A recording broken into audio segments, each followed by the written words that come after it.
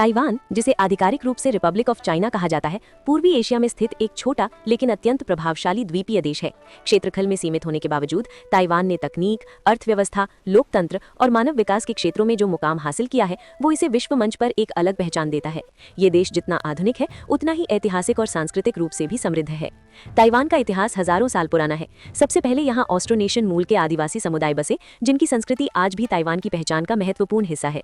17वीं शताब्दी में यूरोपीय शक्तियों, डच और स्पेनिश का आगमन हुआ, जिन्होंने यहाँ व्यापारिक ठिकाने बनाए। इसके बाद ताइवान चीन के किंग राजवंश के अधीन आया।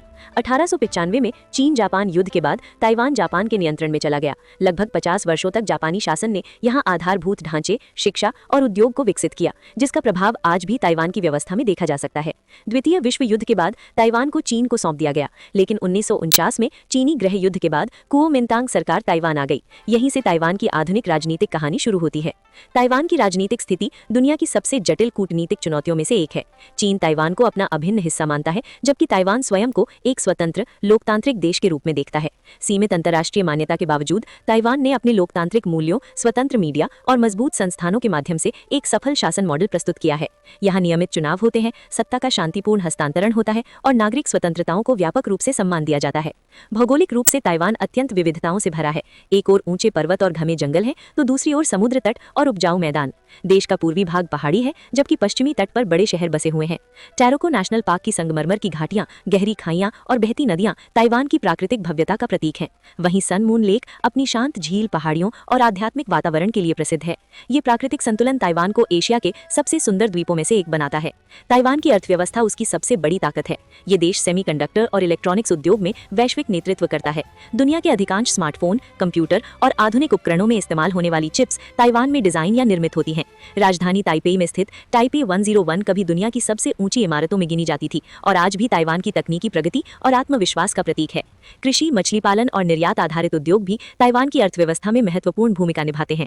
ताइवान की शिक्षा प्रणाली एशिया की सर्वश्रेष्ठ प्रणालियों में शामिल है। यहाँ साक्षरता दर लगभग 100% के करीब है। विज्ञान, इंजीनियरिंग और चिकित्सा के क्षेत्र में ताइवान के विश्वविद्यालय अंतर्राष्ट्रीय स्तर पर मान्यता प्राप्त हैं। स्वास्थ्य सेवाएं सुलभ और उच्च गुणवत्ता की हैं। राष्ट्रीय स्वास्थ्य बीमा प्रणाली के कारण आम नागरिकों को भी बेहतर इलाज मिल पाता है।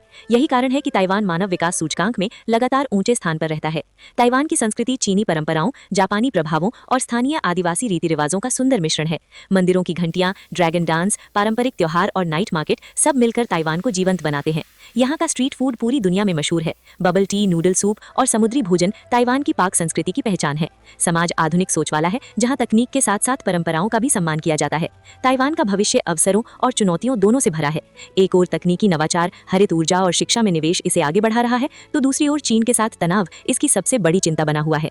इसके बावजूद ताइवान ने ये साबित किया है कि सीमित संसाधनों और अंतर्राष्ट्रीय दबावों के बीच भी एक देश आत्मनिर्भर, लोकतांत्रिक और समृद्ध बन सकता है। ताइवान सिर्फ एक द्वीप नहीं, बल्कि संघर्ष, धैर्य और प्रगति की कहानी है। ये देश दिखाता है कि इतिहास की जटिलताओं के बावजूद अगर समाज में शिक्षा, तकनीक और लोकतांत्रिक मूल्य मजबूत हो, तो भविष्य उज्जवल बनाया जा सकता है। आधुनिक दुनिया में ताइवान एक ऐसा उदाहरण है जहां परंपरा और नवाचार साथ साथ आगे बढ़ते हैं।